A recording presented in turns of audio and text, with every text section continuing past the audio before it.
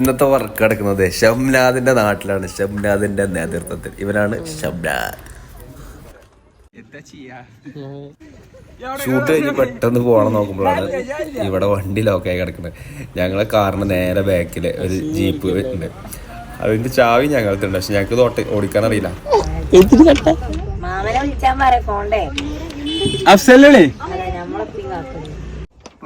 വണ്ടി ബാക്കറുണ്ട്, ബ്രേക്ക് വിട്ടാലും.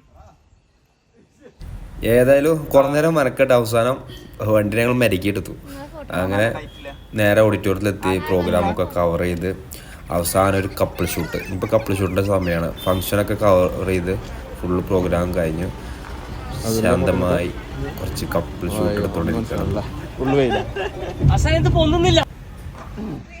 അത്യാവശ്യം ക്ലിപ്പൊക്കെ എടുത്ത് ലൈറ്റ് പോയി തുടങ്ങി.